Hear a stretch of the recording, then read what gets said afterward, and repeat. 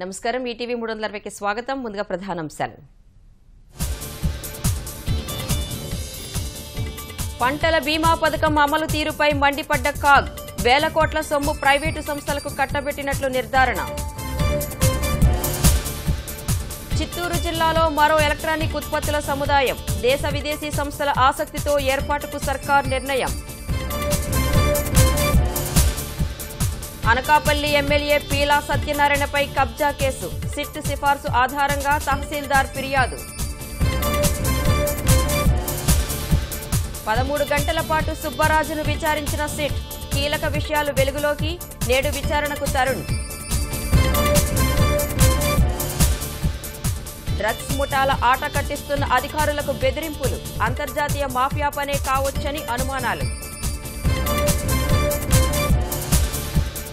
గోదావరిపై కొత్త ప్రాజెక్టులేవీ చేపట్టలేదన్న తెలంగాణ. పునరాకృతి చేశామని యాజమాన్య బోర్డు ముందు వాదన. అనంతపురం శిశుగృహాలో పసివాళ్ల ఆక్రందనలు. లక్షల నిధులున్నా అనాథలపై దయచూపని అధికారులు. పాకిస్తాన్కు ఆర్థిక సాయం నిలిపివేసిన అమెరికా. ఉగ్రవాద నిరోధక చర్యల్లో విఫలమే కారణం.